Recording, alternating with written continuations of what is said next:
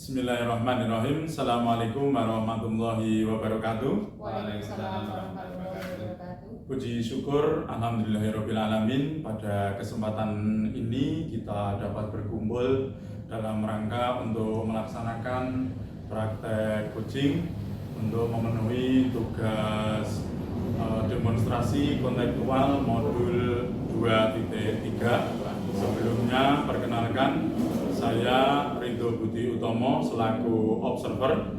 Saya Mukhlisin selaku host. Saya Radisnawati selaku coaching. Oke, terima kasih atas perkenalannya. Sebelum melaksanakan praktek coaching, perlu kita diskusikan atau perlu kita ketahui untuk penilaian yang secara umum pada diskusi percakapan coaching itu harus sesuai dengan prinsip coaching, yaitu ada kemitraan, proses kreatif, dan memaksimalkan potensi.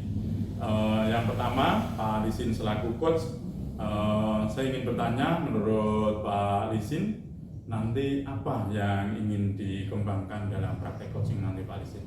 Iya Pak, dalam praktek coaching kali ini saya ingin mengembangkan kompetensi listen, kehadiran penuh, kemudian juga mendengarkan aktif dan juga mengajukan pertanyaan yang berbobot. Oke, untuk berikutnya secara spesifik apa yang ingin dikembangkan? Tadi kan secara umum sudah disampaikan, terus secara spesifiknya apa nanti yang ingin dikembangkan saat praktek coaching, Pak? Pada kesempatan ini saya ingin menempatkan kompetensi mengajukan pertanyaan yang berbobot. Oke, terima kasih Pak Lisin atas tanggapannya. Semoga apa yang diharapkan Pak Lisin selaku coach nanti dapat berjalan dengan baik. Itu Pak Lisin mungkin bisa kita mulai untuk praktek coachingnya antara Pak Lisin dengan Bu Rani. Siap. Oke, kalau siap bisa dilaksanakan praktek coachingnya. Assalamualaikum Bu. Waalaikumsalam Pak. Bagaimana kabarnya hari ini Bu? Alhamdulillah kabar saya baik. Lagi apa nih Bu? Kelihatannya sibuk banget. Ini lagi mengoreksi tugas dari siswa-siswa saya Pak. Oh iya Bu, kemarin katanya mau curhat cerita sama saya Bu. Oh iya Pak, memang ada yang ingin saya bicarakan sama Bapak. Kelihatannya serius sekali, memang mau bicara apa Bu? Iya Pak, akhir-akhir ini saya sedang dilanda keresahan dan saya ingin mendapatkan solusi dari keresahan yang saya alami.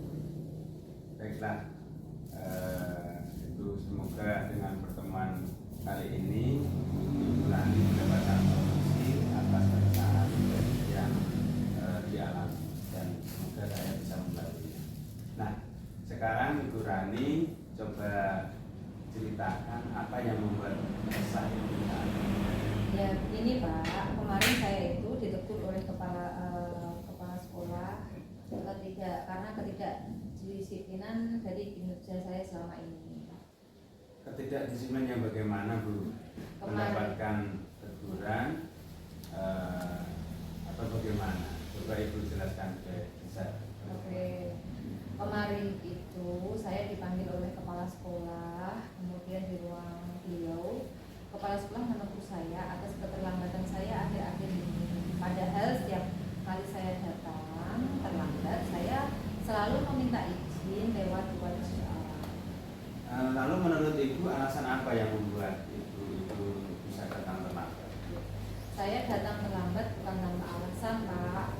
Saya datang seperti biasa dari rumah, tetapi ada perbaikan jalan yang saya lalui sehingga dalam perjalanan itu macet, sehingga saya datang ke sekolah itu terlambat Pak.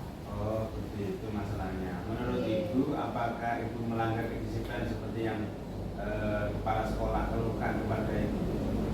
Saya menyadari bahwa saya memang melanggar kedisiplinan Pak, karena setiap hari saya datang terlambat meski saya sudah izin. Ya Bu, kalau datang terlambat sekali, dua kali, mungkin kepala sekolah akan memakluminya.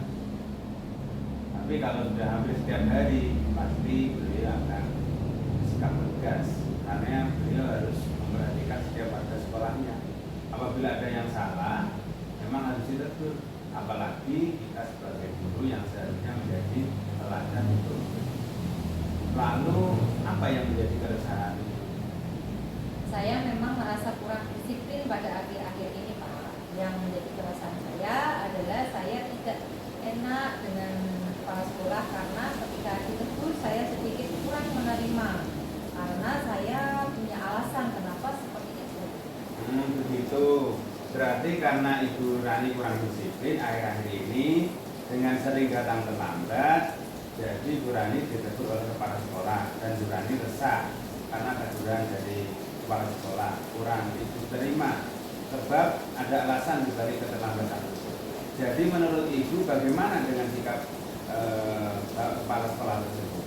Seharusnya saya menerima dan sadar bahwa saya setelah yang saya lakukan itu salah, tetapi kemarin itu terbawa emosi karena saya bingung apa yang selanjutnya akan saya lakukan. Selanjutnya apa yang Ibu akan lakukan setelah ini untuk menghilangkan keresahan? Oke, rencana saya ini menemui kepala sekolah saya Pak untuk meminta maaf agar tidak ada kecanggungan antara saya dan kepala sekolah saya. Bagus sekali rencana Ibu.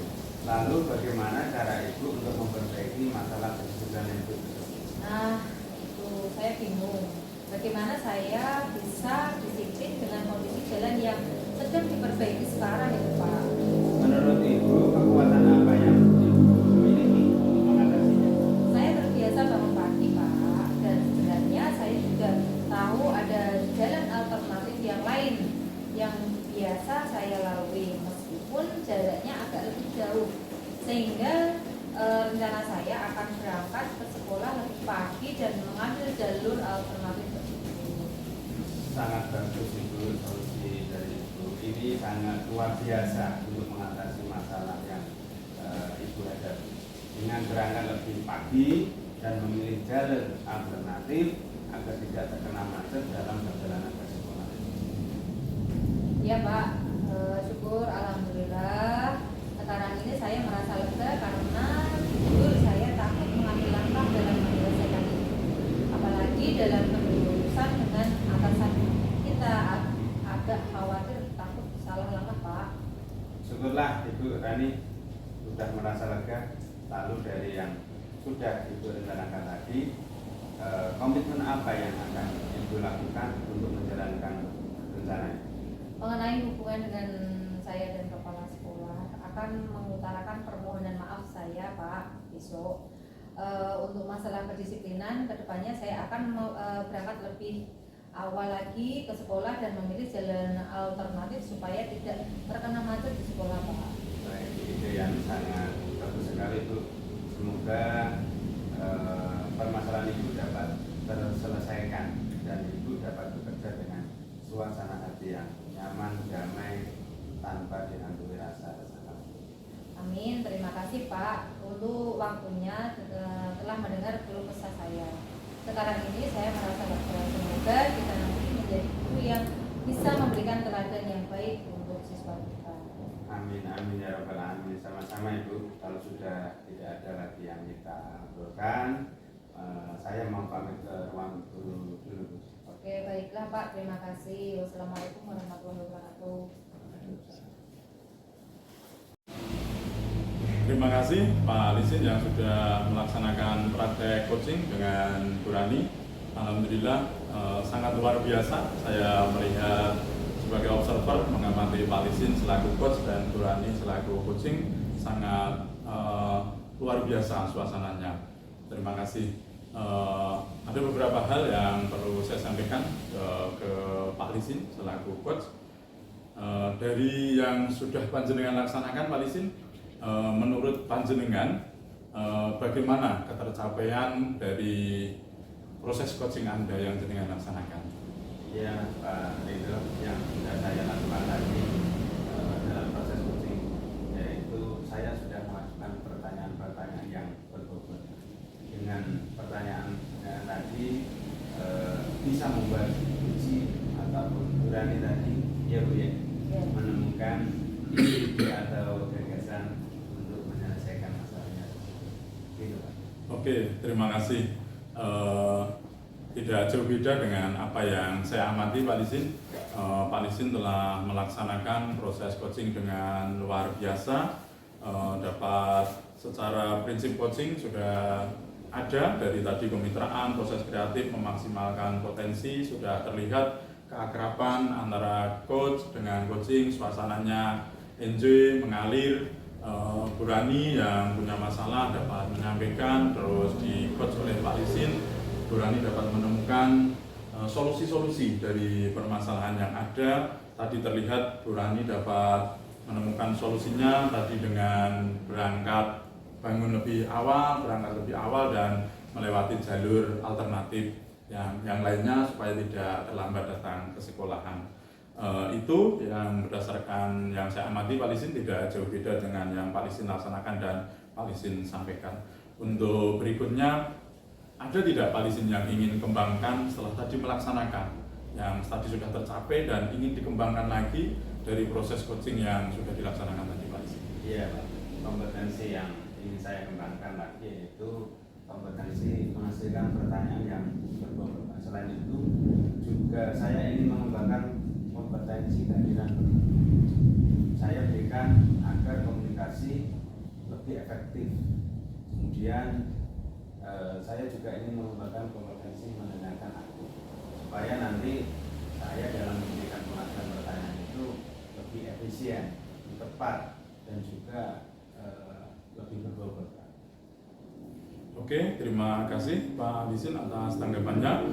Di sini walaupun saya sebagai supervisor atau observer, di sini kita belajar bersama, Bapak Ibu proses coaching juga belajar bersama. Kita punya masalah, kita pecahkan bersama dengan proses coaching seperti ini. Semoga kedepannya menjadikan kita pembelajaran yang lebih baik untuk kedepannya mengatasi masalah-masalah.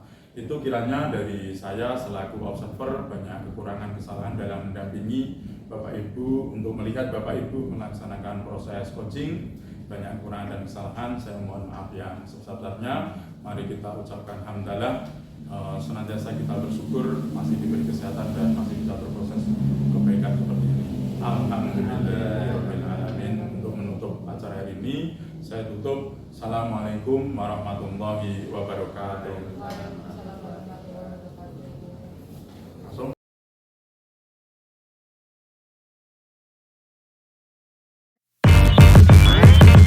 Damn.